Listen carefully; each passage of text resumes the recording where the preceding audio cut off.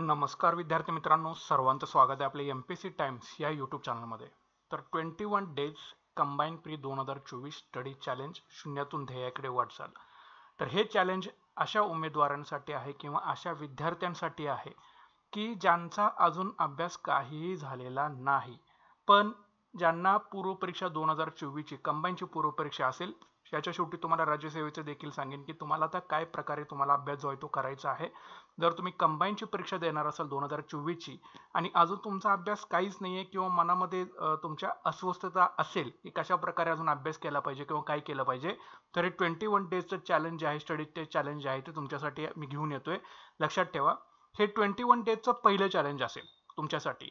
जर हे तुम्ही चॅलेंज स्वीकारायला तयार असाल तर नक्कीच व्हिडिओला लाईक करा, व्हिडिओला जास्तीत जास्त शेअर करा आणि चॅनल सबस्क्राईब करायला अजिबात विसरू नका, कारण हे पहिलं चॅलेंज असेल. कशा प्रकारे आपण पुढे जाणार आहे तुम्हाला सर्व काही व्यवस्थित सविस्तर माहिती या व्हिडिओच्या माध्यमातून मी देणार आहे. तर लक्षात आता निश्चितपणे आपण सुरुवात करूया. ज्यांचा अजून कॉन्फिडन्स वीक आहे, ज्यांचा अजून कॉन्फिडन्स लो आहे, त्यांच्यासाठीच ही व्हिडिओ सिरीज असणार आहे 21 डेजची. ठीक आहे, तर त्यामधील हे पहिला व्हिडिओ सेशन तुमच्यासाठी असेल. तर निश्चितपणे तुम्ही शेवटपर्यंत व्हिडिओ बघा. ज्यांना कुणाला कंबाईनची पूर्वपरीक्षा 2024 द्यायची आहे आणि ज्यांचा अजून काहीच अभ्यास झालेला नाही, अजून सुद्धा संधी गेलेली नाही, तर तुमच्यासाठी हा व्हिडिओ सेशन मी घेऊन येतोय. निश्चितपणे तुम्ही शेवटपर्यंत बघा. तर एक गोष्ट लक्षात ठेवा, आता 21 डेजचं पहिलं चॅलेंज असेल. तर हे पहिलं चॅलेंज तुमच्यासाठी राहील 30 मार्च ते 20 एप्रिल पर्यंत.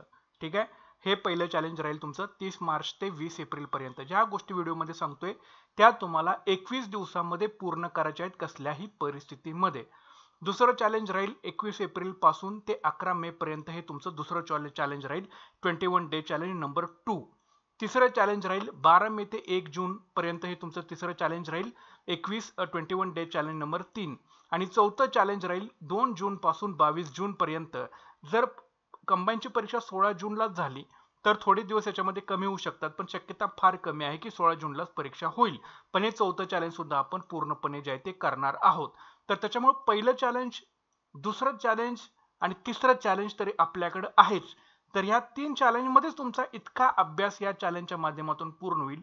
तुम्हाला पूर्वपरीक्षा निघण्याची 100% तुम्हाला गॅरंटी किंवा खात्री जी आहे ते तुम्हाला होऊन जाईल. मात्र हे चॅलेंज तुम्ही केअरफुली फॉलो जे आहे ते करावं लागेल. अजून सुद्धा संधी गेलेली नाही, त्याच्यामुळे तुमच्यासाठी मी व्हिडिओ सेशन घेऊन येतो. लक्षात ठेवा, त्याच्यामुळे चॅनल तुम्ही नक्कीच सबस्क्राईब करून ठेवा.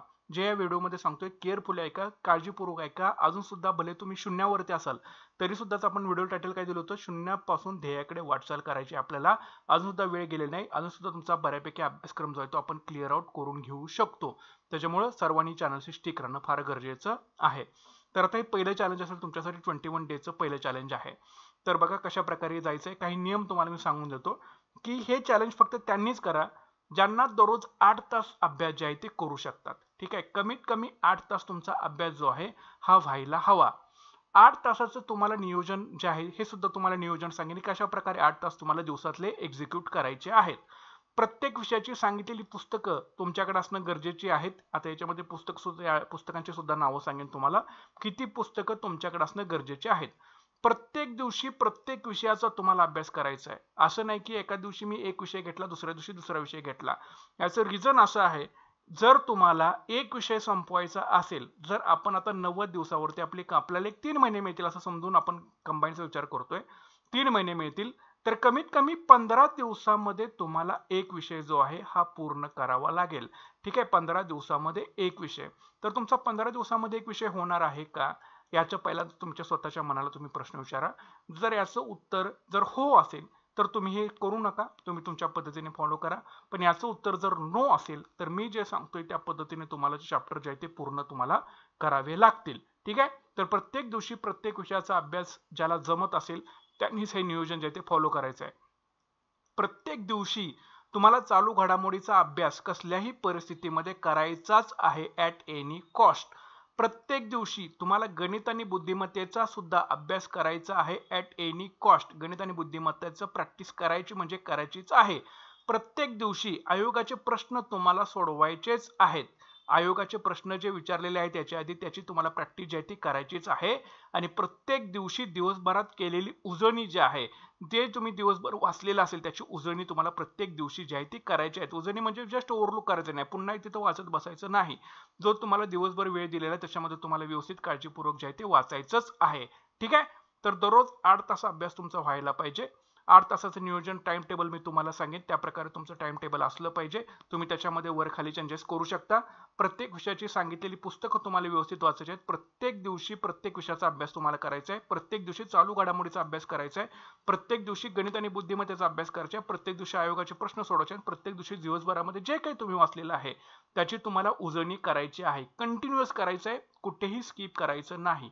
1 वर्ष फक्त व्यवस्थित करा. निश्चितपणे ऍटलिस्ट पूर्व तरी तुमची निघेल जर तुम्ही एक स्वतःला एका स्ट्रक्चर मध्ये ज्यावेळी तुम्ही आत्मसात कराल त्यावेळी तुमची पूर्व परीक्षा तरी तुमची निघू शकते. ठीक आहे. तर हे काही नियम आहेत. हे तुमच्या नियम जर तुम्ही फॉलो करणार असाल तरच तुम्ही हे चॅलेंज घ्या 21 डेजचं. त्याच्यानंतर पुढचा जो आहे, आता संदर्भ पुस्तकं कुठली वापरायची आहेत. ठीक आहे. संदर्भ पुस्तकं कुठली वापरायची आहेत, एक समजून चला की एक 3 महिन्याचा आपल्याला पिरियड मिळू शकेल. ठीक आहे. तर मी असं सजेस्ट करेन तुम्हाला 3 महिन्यामध्ये सांगितले संदर्भ पुस्तक आहेत, कुठलं तरी एक ऍटलिस्ट एक तरी पुस्तक तुमचं चांगल्या प्रकारे तुमचं क्लिअर आउट व्हायला पाहिजे. एक तरी पुस्तक चांगल्या प्रकारे क्लिअर आउट व्हायला पाहिजे. लक्षात ठेवा. तर अर्थशास्त्रासाठी तुम्ही कोळंबेंचं पुस्तक इथं वापरू शकता आणि किरण देसलेंचं भाग 1चं पुस्तक तुम्ही इथं वापरू शकता जर तुमची ग्रास्पिंग कॅपॅसिटी चांगली असेल तर. लक्षात ठेवा. ठीक आहे. अदरवाईज एक तरी पुस्तक तरी चांगल्या प्रकारे तुमचं वाचून होणं फार गरजेचं आहे. त्याच्यामुळे जे मी ब्लू मार्क मध्ये याच्यामध्ये केलेलं आहे ऍटलिस्ट ती तरी पुस्तक तुमची वाचन असणं फार गरजेची आहे. तुमच्याजवळ असलीच पाहिजेत पुस्तकं. अर्थशास्त्रासाठी कोळंबेंचं पुस्तक मी तर सांगेन की कोळंबेंचं वापरा आणि त्याला जोड जर तुम्हाला वेळ असेल तर देसलेंचा भाग 1 इथं तुम्ही वापरू शकता. सामान्य विज्ञानासाठी सचिन भस्केंचं पुस्तक चांगल्या प्रकारे करायचं आहे. त्याला तुमच्याकडे टायमिंग असेल तर लुसेंटचा आता याचा मराठी अनुवाद सुद्धा अवेलेबल आहे. पण मी जे चॅप्टरची नावं सांगणार आहे त्या पुस्तकाची त्याच फक्त तेवढंच करायचं आहे, बाकी सगळं करत बसू नका. ठीक आहे. सामान्य विज्ञानासाठी सचिन भस्के, राज्यशास्त्रासाठी कोळंबे, पंचायत राजसाठी किशोर लवटे, भूगोलासाठी महाराष्ट्राच्या भूगोलासाठी सौदी किंवा कोळंबे. इथं तुम्हाला अल्टरनेटिव्ह दिलेलं आहे. एकतरी सौदींचं जर तुम्ही वाचत आलेलं असाल तर सौदींचंच वाचा आणि जर तुम्ही काहीच करणार असाल, शून्यापासून चॅलेंज ऍक्सेप्ट करणार असाल तर कोळंबेंचं तुम्ही तो वापरू शकता. भारताच्या भूगोलासाठी सुद्धा कोळंबे किंवा सौदी तुमच्याकडे जे कोणतं अवेलेबल असेल ते आपलं एकच पुस्तक तुम्हाला इथं करायचं आहे. लक्षात ठेवा. आणि त्याचीच उजळणी करायची आहे. 1000 पुस्तकं वाचण्यात बसण्याची काही पॉईंट नाही. 1 ते 2 पुस्तक परफेक्टली करा, काही सुद्धा प्रॉब्लेम येणार नाही. त्याच्या सतत उजळण्या तुम्हाला ज्या त्या करायच्या आहेत. इतिहासासाठी आधुनिक भारताच्या इतिहासासाठी समाधान महाजन आणि महाराष्ट्राच्या इतिहासासाठी अनिल कठारे आणि गाठाळ. आता हे दोन्ही मिक्सअप करून करावे लागतील तुम्हाला. एकच करून चालणार आहे, दोन्ही मिक्सअप करून करायचे. ते कसं करायचे ते तुम्हाला पुढे सांगतो. ठीक आहे. पण आधुनिक भारताच्या इतिहासासाठी समाधान महाजन व्यवस्थित करा, महाराष्ट्राच्या इतिहासासाठी अनिल कठारे गाठाळ व्यवस्थित करा. गणित आणि बुद्धिमत्ता फक्त सचिन ढवळेचंच पुस्तक इथं तुम्हाला वापरायचं आहे. सचिन ढवळेचं पुस्तक इथं वापरा, काही सुद्धा प्रॉब्लेम नाही. त्याचीच सारखी प्रॅक्टिस करा. जितक्या वेळ प्रॅक्टिस कराल तितका जास्त तो टाईप तुमच्या लक्षामध्ये येऊन जाईल. चालू घडामोडीसाठी आपलं एमपीएससी टाइम्स आपलं युट्यूब चॅनल आहे. सिम्प्लिफाईडचं पुस्तक तुमच्याकडे असणं गरजेचं आहे आणि परिक्रमाची मॅगझिन्स तुमच्याकडे असणं गरजेची आहेत. ठीक आहे. तर हे सगळ्या गोष्टी तुमच्याकडे असतीलच आय होप. पण मी काही इथं सांगतोय की प्रत्येक विषयाचं ऍटलिस्ट एक तरी संदर्भ पुस्तक पाठ करा, त्याची उजळणी करा. लक्षात ठेवा, तुम्हाला जी मेथड वापरायची ती वापरा, पण ऍटलिस्ट एक तरी संदर्भ पुस्तक चांगल्या प्रकारे करणं हे आपल्याला गरजेचं आहे. याचं एक का सांगतोय, कारण तुमचं अजून काहीच तुम्ही जर वाचलेलं असेल किंवा कॉन्फिडन्स तुमचा लो झालेला असेल तर एक जरी व्यवस्थित केलं तरी सुद्धा तिथं चान्सेस राहतील तुमचे पूर्व प्रश्न निघण्याचे किंवा ऍटलिस्ट क्वेश्चनचा त्या ऑप्शन्स वरून तरी तुम्ही तो प्रश्न सॉल्व्ह करू शकता. तर ऍटलिस्ट एक तरी पुस्तक, आणि जर तुमच्याकडे चांगलं ग्रास्पिंग कॅपॅसिटी असेल तर देसलेंचा भाग 1 सुद्धा वापरू शकता, सचिन भस्के सोबत लुसेंट वापरू शकता, राज्यशास्त्रातील कोळंबे सोबत लक्ष्मीकांत वापरू शकता, पंचायत किशोर लोटे. ठीक आहे. महाराष्ट्राच्या भूगोलासाठी सुद्धा एवढंच इनप आहे मटेरियल. जास्त काही करण्याची गरज नाही, कारण आपल्याला उजळणी जास्तीत जास्त पडणं हे गरजेचं आहे. पण जे ब्ल्यू मार्क मध्ये केलेली पुस्तकं तुमच्याकडे असणं गरजेचीच आहेत. त्याच्यामुळे ही संदर्भ पुस्तक तुमच्याकडे असणं गरजेचे आहे. ठीक आहे. तर आता पुस्तकांचा तुमचा प्रॉब्लेम सॉल्व्ह झाला. तुम्हाला सांगितलेली कुठली पुस्तकं तुम्हाला वापरायची आहेत, तर ही पुस्तकं तुमच्याकडे असणं गरजेचं आहे 21 डे चॅलेंज पहिल्यासाठी. त्याच्यानंतर आता टाइम टेबल कसं असलं पाहिजे, तर तुम्हाला टाइम टेबल सांगून देतो. कमीत कमी 8 तास तुमचा अभ्यास व्हायला पाहिजे. तुम्ही याच्यामध्ये विषय जे आहे ते मागे पुढे करू शकता, तुमच्या पद्धतीने हे करू शकता, पण 8 तास तुम्हाला फॉलो करणं गरजेचं आहे. पहिला सामान्य विज्ञान 8 ते 9 1 तास इथं तुम्ही घेऊ शकता. याला सकाळी मॉर्निंगला 8 ते 9 सामान्य विज्ञान घेऊ शकता. त्याच्यानंतर एक अर्धा तासाचा गॅप घ्या. त्याच्यानंतर इकॉनॉमिक्स घ्या, अर्थशास्त्र घ्या 9:30 ते 10:30 पर्यंत. ठीक आहे. त्याच्यानंतर 15 मिनिटांचा गॅप घ्या. त्याच्यानंतर जॉग्राफीचा विषय घ्या. कधीपर्यंत 10:45 पासून 11:45 पर्यंत. हे इतकं पहिलं तुमचा पहिला स्लॉट याच्यामध्ये असला पाहिजे. 8 पासून 11 वाजून 45 मिनिटापर्यंत हा पहिला स्लॉट राहील तुमचा. त्याच्यामध्ये मॉर्निंगला सामान्य विज्ञान घ्यायचं 8 ते 9, नंतर इकॉनॉमिक्स घ्यायचं 9:30 ते 10:30, जॉग्राफी घ्यायचं 10:45 ते 11:45. तुम्ही तुमच्या हिशोबाने याच्यामध्ये जे आहे ते चेंज करू शकता, विषय फक्त चेंज करू शकता, टायमिंग चेंज करू शकणार नाही. ठीक आहे. नंतर 11:45 पासून 1 वाजेपर्यंत तुम्हाला रेस्ट घ्यायचे, टोटली रेस्ट इथे घेऊ शकता. रेस्ट म्हणजे काय, थोडंसं रेस्ट घ्या, जेवण खाणं वगैरे तुमचं काय करायचं ते करून घ्या. त्याच्यानंतर 1 ते 2 पर्यंत पुन्हा मॅथ्स अँड रिझनिंग तुम्हाला इथे करायचं आहे. कंटिन्युअसली इथे 1 तास द्यायचा आहे. नंतर करंट अफेअर्स 2 ते 3 तुम्हाला इथे कम्प्लिटली इथे करायचं आहे. लक्षात ठेवा, 2 ते 3 करंट अफेअर्स इथे करायचं म्हणजे करायचंच आहे. ठीक आहे. तुम्ही इथं मॅथ्सचा विषय फक्त चेंज करू नका. 1 ते 2 हा मॅथ्स इथे कंपल्सरी राहू दे. फक्त करंट अफेअर्सच्या ऐवजी जर तुम्ही इथे दुसरा विषय टाकायचा असेल तर तुम्ही इथे टाकू शकता. ठीक आहे. फक्त विषय टाकू शकता, टायमिंग चेंज करायचं नाही. 3 ते 5 तुम्ही तुमची रेस्ट घेऊ शकता. ठीक आहे. 3 ते 5 रेस्ट घ्या. पुन्हा 5 ते 6 ला पुन्हा पॉलिटीच्या विषयाला हात घाला, अर्धा तास विश्रांती घ्या. पुन्हा 6:30 ते 7:30 वाजेपर्यंत तुम्ही हिस्ट्री घेऊ शकता. आता इथं मॉर्निंगच्या स्लॉटमध्ये जो तुम्हाला इथे विषय अवघड वाटतोय त्या फक्त विषय इथे चेंज करा.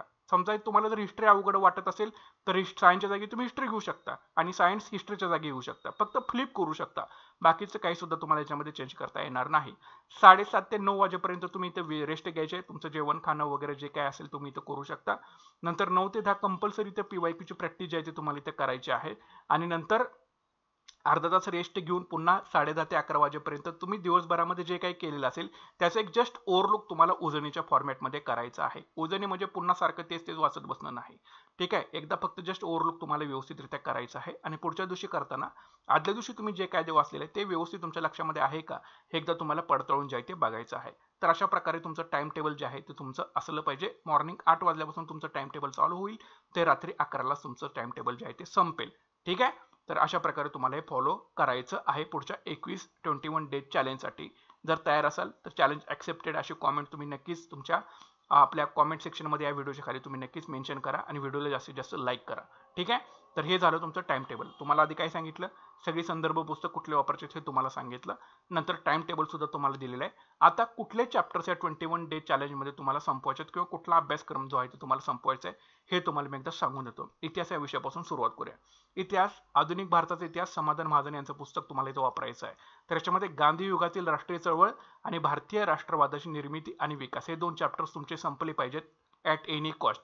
आता हे दोन्ही मी क्लब केलेले आहेत इतिहास विषयासाठी, म्हणजे सेम तुमचं असलं पाहिजे. म्हणजे गांधी युगातील राष्ट्रीय चळवळ करताय तर महाराष्ट्रातील सुद्धा सेम त्यातले कंटेंट तुम्हाला यायला पाहिजे. भारतीय राष्ट्रवादाची निर्मिती आणि विकास करताय तर क्रांतिकारी चळवळ त्याच्यामध्ये येणं गरजेचं आहे. तर हे क्लब केलेलं आहे म्हणजे ॲट ए टाइम तुमचा सिलेबस जो आहे तो क्लिअर आउट होऊ शकेल आधुनिक भारतीय इतिहास आणि महाराष्ट्राच्या इतिहासाच्या संदर्भातला.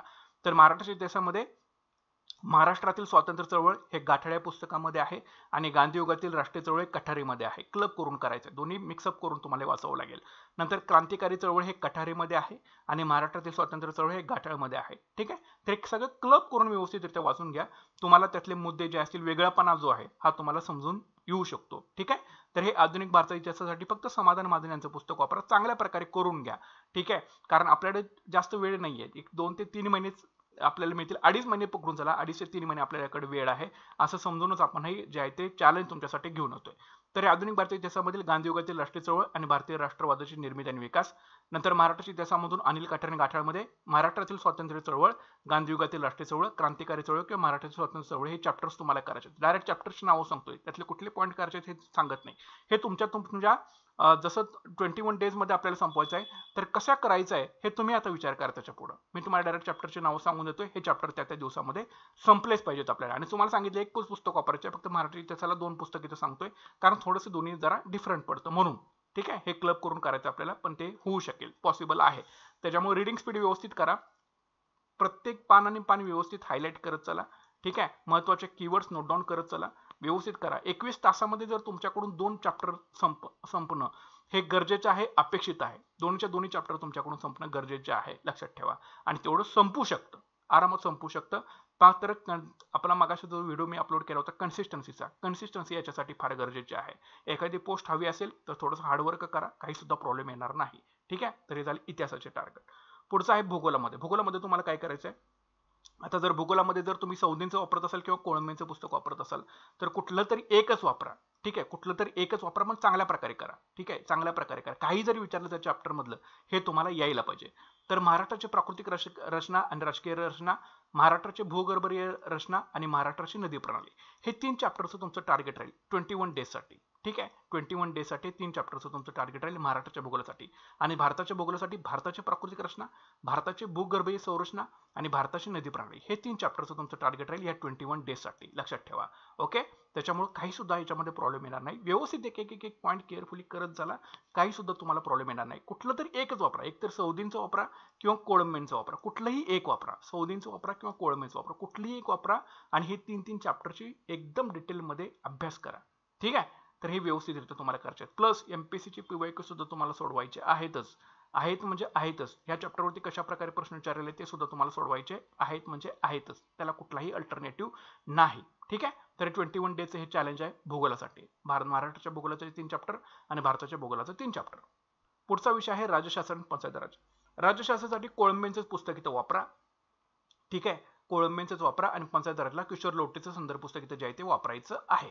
तर राज्यशास्त्रामध्ये बघा, घटना निर्मिती, भारतीय घटनेची ठळक वैशिष्ट्ये, भारतीय संघराज्य व्यवस्था, घटनेतील भाग आणि कलमांची यादी, प्रास्ताविका, संघराज्य आणि त्याचं क्षेत्र आणि नागरिकत्व हे टार्गेट आहे तुमचं. ठीक आहे. तर कोळंबेंच्या पुस्तकातून सांगितलेले चॅप्टर्स व्यवस्थित करा. त्याच्यावरती आयोगाने कशा प्रकारे प्रश्न विचारलेले आहेत बघा, व्यवस्थितरित्या समजून घ्या. एकच वापरायचं आहे. एक वाचायला तुम्हाला किती वेळ लागणार आहे? व्यवस्थित करा. 21 तास तुमच्यासाठी टायमिंग आहे. कारण 21 डेज मध्ये दररोज तुम्हाला मी सांगितलं की 1 तास पॉलिटीला द्यायचंच आहे. पॉलिटी आणि पंचायत राज दररोज 1 तास तुम्हाला द्यायचंच आहे. मग कधी 45 मिनिटं पॉलिटी करा, 15 मिनिटं पंचायत राज करा, काही सुद्धा प्रॉब्लेम नाही. फक्त कन्सिस्टन्सी तुमची मॅटर आहे. लक्षात घ्या. कन्सिस्टन्सी मॅटर ठेवली, आरामामध्ये तुमचा सिलेबस जो आहे तो पूर्ण होऊ शकतो. पंचायत राजमध्ये स्थानिक स्वशासनाची उत्क्रांती, संविधानातील तरतुदी आणि ग्रामपंचायती हे 3 चॅप्टरचं तुमचं टार्गेट राहील. ठीक आहे. व्यवस्थित समजून घ्या. एकच पुस्तक करायचं आहे. काही सुद्धा प्रॉब्लेम नाही. अंडरलाईन करा, हायलाईट करा. एमपीएससीने कशा प्रकारे प्रश्न विचारले त्याच्यावरती बघा आणि व्यवस्थित समजून घ्या. चॅप्टर व्यवस्थित समजून घ्या. काही सुद्धा प्रॉब्लेम येणार नाही. आरामामध्ये 21 तासामध्ये सगळे तुमचे चॅप्टर जे आहे ते वाचून होतील, पूर्ण होतील, त्याच्या नोट्स सुद्धा बनवून होतील. पण कन्सिस्टन्सी मॅटर करणार आहे. कन्सिस्टन्सी ठेवा, निश्चितपणे तुमची पूर्व परीक्षा जी आहे ती निघू शकेल. ओके. तर राज्यशासन पंचायत राजचं हे टार्गेट आहे. पुढचा विषय आहे अर्थशास्त्र. अर्थशास्त्रासाठी कोळंबेंचं पुस्तक इथं वापरा तुम्ही. ठीक आहे. कोळंबेंचंच पुस्तक वापरा. जर तुमच्याकडे जास्त जर याच्या आधी तुमचं कोळंबे वाचून झालेलं असेल तर मात्र केरन देसाईंचा भाग एक तुम्ही इथं घेऊ शकता. मात्र करताना आता कोळंबेचंच तुम्ही करा. ज्यांचा काहीच झालेलं नाही, ज्यांना पूर्व परीक्षा काढायची आहे त्यांनी ऍटलिस्ट कोळंबेंचे तरी पुस्तक वाचून जाणं अभिप्रेत आहे. तर याच्यामध्ये राष्ट्रीय उत्पन्नाचे मोजमाप, भारतातील राष्ट्रीय उत्पन्नाचे मोजमाप हा चॅप्टर आहे. हे करून घ्या कोळंबेमधून. दारिद्र्य, रोजगार आणि बेरोजगारी, दारिद्र्य निर्मूलन आणि रोजगार निर्मिती योजना, सार्वजनिक वित्त, अर्थसंकल्प, रचना प्रकार आणि त्रुटी अशा प्रकारचे एकूण 6 चॅप्टरचं तुमचं टार्गेट राहील. 21 तासामध्ये हे तुमचे 6 चॅप्टर जे आहेत ते व्यवस्थितरित्या वाचून हे तुमचे पूर्ण व्हायला हवेत. लक्षात घ्या. आरामामध्ये होऊ शकतात. व्यवस्थित कॉन्सन्ट्रेशन देऊन वाचा. 100% तुमचे अर्थशास्त्र विषय चांगल्या प्रकारे होऊ शकतो. एकच पुस्तक वाचा कोळंबेंचं. जर तुम्ही काहीच वाचलेलं नसेल आतापर्यंत, तुम्हाला पूर्व परीक्षा द्यायची 24 ऍटलिस्ट कोळंबेंचं तरी पुस्तक वाचा आणि आयोगाचे फक्त झालेले प्रश्न बघा. त्याच्यावरती कशा प्रकारे आयोगाने प्रश्न विचारलेले आहेत व्यवस्थितरित्या त्याची सतत उजळणी होणं फार गरजेचं आहे. तर हे चॅप्टरचे टार्गेट आहे, हे तुम्हाला संपवायचं आहे. ठीक आहे. टाइम टेबल मध्ये तुम्हाला सांगितलंय कधी इकॉनॉमिक्स घ्यायचं आहे तर त्या वेळेमध्ये तुम्ही दिवसभरामध्ये ते घेऊ शकता. तर अशा प्रकारे कोळंबेचं टार्गेट आहे 21 डेच्या चॅलेंज मध्ये. ठीक आहे. त्याच्यानंतर पुढचा विषय आहे आपला सामान्य विज्ञान. सामान्य विज्ञानासाठी सुद्धा तुम्हाला मी 1 तासाचंच टायमिंग दिलेलं आहे आणि तर मी तुम्हाला सजेस्ट करतोय एकच पुस्तक तुम्ही इथं वापरू शकता. एकच पुस्तक आता तुम्हाला वापरायसाठी वेळ आहे तुमच्याकडे. एकच पुस्तक इथं वापरायचं आहे तुम्हाला, सचिन भस्केंचं पुस्तक. ठीक आहे. जर तुम्ही बाकीचं काहीच वाचलेलं नाही आतापर्यंत आणि तुम्हाला कंबाईनचे पूर्व परीक्षा द्यायचे तर मी सजेस्ट करेन एकच पुस्तक सचिन भस्केचं वापरा. काय करायचं आहे, प्राणीशास्त्रमधून प्राण्यांचे वर्गीकरण. ठीक आहे. प्राणीशास्त्रमधून प्राण्यांचे वर्गीकरण, नंतर प्राण्यातील रचनात्मक संघटन हे 2 चॅप्टर्स तुम्हाला वाचायचे आहेत. प्राण्यांचे वर्गीकरण आणि प्राण्यातील रचनात्मक संघटन हे 2 चॅप्टर्स तुम्हाला करायचे आहेत. वनस्पतीशास्त्रमधून वनस्पतींचे वर्गीकरण, वनस्पतींमधील खनिजे, वनस्पतीतील समन्वय आणि वनस्पतींचे रोग हे तुमचं टार्गेट राहील. ह्या 21 डेजच्या चॅलेंजमध्ये ह्या सगळ्या गोष्टी तुम्हाला करायच्या आहेत. साध्य करावंच लागेल, त्याला दुसरा आता कुठलाही अल्टरनेटिव्ह तुमच्याकडे नाही. मानवी आरोग्यशास्त्रामध्ये रक्ताभिसरण, पचनसंस्था, मानवातील ग्रंथी, संप्रेरके आणि विक्रे हे 3 चॅप्टरचं तुमचं टार्गेट राहील मानवी आरोग्यशास्त्रामध्ये. भौतिकशास्त्रामध्ये प्रकाश आणि ध्वनी ह्या 2 चॅप्टरचं तुमचं टार्गेट राहील आणि रसायनशास्त्रामध्ये आवर्त सारणी, मूलद्रव्यांचं वर्गीकरण ह्या 2 चॅप्टरचं तुमचं टार्गेट राहील. ठीक आहे. होऊ शकतं कारण एकच पुस्तक तुम्हाला वापरायचं आहे. रिडिंग स्पीड थोडंसं व्यवस्थित करा याच्यामध्ये. ठीक आहे. रिडिंग स्पीड करा आणि तुम्हाला मी सांगितले तुम्ही शफल करू शकता टाइम टेबल, मात्र 8 तासाचंच टाइम टेबल हे राहिलं पाहिजे. तर त्या गोष्टी सगळ्या पॉसिबल आहेत आणि होऊ शकेल, आरामामध्ये होऊ शकेल. कारण ज्यावेळी एकच पुस्तक तुमच्या समोर असतं त्यावेळी तुम्ही ते व्यवस्थितरित्या करू शकता. त्याच्या ऑलरेडी नोट्स फॉर्मॅटमध्ये आहे, शक्यतो नोट्स बनवण्याच्या नादामध्ये याला पडू नका, कारण त्याच्या पुस्तकामध्येच तुम्ही अंडरलाईन करायच्या आहेत सगळ्या गोष्टी. ठीक आहे, तर हे तुमचं सामान्य विज्ञानाचं टार्गेट राहील. याचा स्क्रीनशॉट करून घ्या किंवा तुम्ही नोट डाऊन करून घ्या. हे तुमचं 21 दिवसामध्ये पूर्ण व्हायला पाहिजे, म्हणजे व्हायला पाहिजेच आणि होऊ शकतं. काही स्टेज सुद्धा त्याच्यामध्ये प्रॉब्लेम हा येणार नाही. ठीक आहे, पुढचा विषय आहे गणित आणि बुद्धिमत्ता. याच्यासाठी सचिन ढवळेंचंच पुस्तक इथं तुम्हाला वापरायचं आहे. दुसरं कुठलंही पुस्तक इथं करू नका, एकच पुस्तक करा सचिन ढवळेंचं बास. ठीक आहे, याच्यामध्ये सगळे जे काही टाईप दिले ते सोडवायचे आहेत. कुठल्या चॅप्टरचे टाईप सोडवायचे आहेत?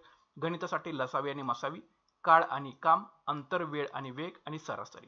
हे तुमचं टार्गेट राहील. ह्या 21 दिवसासाठी या चॅप्टरचं तुमचं टार्गेट राहील. ठीक आहे, लक्षात ठेवा, गणित आणि बुद्धिमत्ता आणि सामान्य विज्ञान हे जोपर्यंत तुम्ही विषय चांगले करणार नाही तोपर्यंत तुमची कंबाईनची पूर्वपरीक्षा आणि चालू घडामोडी एक विषय आहे, तोपर्यंत तुमची कंबाईनची पूर्वपरीक्षा निघू शकणार नाही, कारण जवळपास 50% वेटेजेस हे 3 विषय तुमचे घेऊन जाणार आहेत. ठीक आहे, त्याच्यामुळे व्यवस्थित करायचे आहे. तुम्हाला मी काय सांगितले, एक पुस्तक तरी ऍटलीस्ट चांगलं करणं गरजेचं आहे आपल्याला.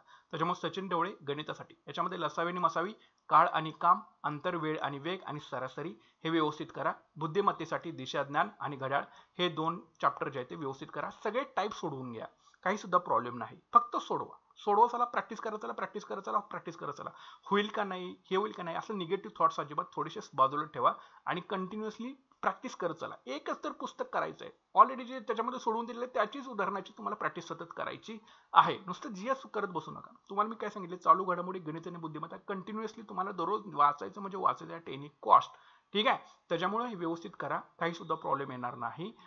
जर ह्या टाईप मधले जर प्रश्न पडले, समजा 20 क्वेश्चन झाले, पाठीमागच्या कंबाईनला 20 प्रश्न आले होते गणित आणि बुद्धिमत्तेला, जर 20 क्वेश्चन जर पडले, लक्षात घ्या, आणि जर तुम्ही काहीच करून गेला नसाल याच्यातलं, तर तुमची पूर्वपरीक्षा निघण्यामध्ये तुम्हाला प्रॉब्लेम येऊ शकतात.